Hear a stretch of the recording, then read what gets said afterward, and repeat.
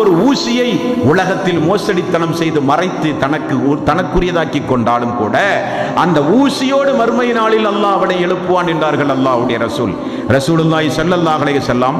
ஒரு நாள் சொல்லுகிறார்கள், நாம் உங்களில் எவரையேனும் ஒரு பணிக்கு அதிகாரியாக நியமித்தால், அல்லாஹ்வுடைய ரசூல் சொல்லுகிறார்கள், உங்களை யாரையாவது ஒரு பணிக்கு நான் அதிகாரியாக நியமித்து பின்னர் அவர் ஒரு ஊசியையோ அதைவிட அற்பமானதையோ நம்மிடம் கொண்டு வராமல் அவர் அதை மறைத்தால் மறுமையில் அந்த பொருளோடு அவர் கொண்டு வரப்படுவார் என்றார்கள் ரசூலுல்லாஹி ஸல்லல்லாஹு அலைஹி வஸல்லம்.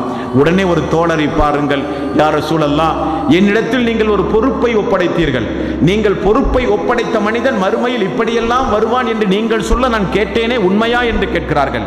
ஆமாம், மீண்டும் உமக்கு நான் சொல்லுகிறேன், யாராவது நான் ஒரு அதிகாரியாகவோ ஒரு பொறுப்பையோ யாருக்காவது நான் பொறுப்புதாரியாக நியமித்து அவர் அந்த பொறுப்புக்கு உரியவராக என்னிடத்தில் நடக்காவிட்டால் மறுமையில் ஏதாவது மோசடி செய்த நிலையில் அவர் மரணித்தால் மோசடி பொருளோடு மறுமையில் வருவார் என்று சொன்னவுடன் அந்த தோழர் சொல்லுகிறார், அல்லாஹ்வின் தூதரே, என்னிடம் தாங்கள் ஒப்படைத்த அந்த பணியை இதோ திரும்ப உங்களிடத்திலே ஒப்படைக்கிறேன், என்னால் முடியாது யா ரசூலல்லாஹ் என்று சொல்லி சஹாபாக்கள் பயந்த சம்பவம் கூட ஹதீஸ்களிலே நம்மால் பார்க்கிறோம். ஒரு பொறுப்புக்கு வருவதென்பது, அமானிதமாக ஒரு பொறுப்பை சுமப்பதென்பது இன்றைக்கெல்லாம் சர்வ சாதாரணமாக போட்டி போட்டுக் கொண்டு மனிதன் விரும்புகிறான்.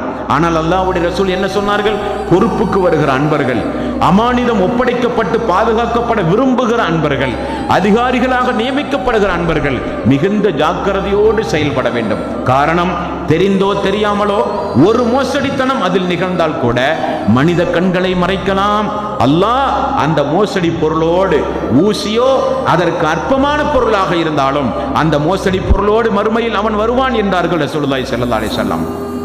புகாரி என்கிற நபிமொழி தொகுப்பில் 3073வது நபிமொழி அல்லாஹ்வுடைய ரசூல் சொன்னார்கள், போர் செல்வங்களில் யாராவது மோசடி செய்தால் அது மிகப்பெரிய கடும் குற்றம், மிகப்பெரிய பாவம் என்பதை நீங்கள் தெரிந்து கொள்ளுங்கள்.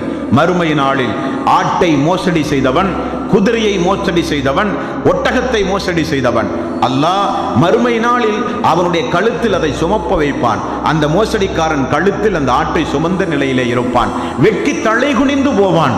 அந்த நேரத்தில் அல்லாஹ்வுடைய ரசூலே, அல்லாஹ்வுடைய ரசூலே, எனக்கு ஏற்பட்ட இந்த அவல நிலையை பார்த்தீர்களா அல்லாஹ்வுடைய ரசூலே, எனக்கு நீங்கள் அல்லாஹ்விடத்தில் பரிந்து பேசக்கூடாதா என்று நீங்கள் என்னை அழைப்பீர்கள்.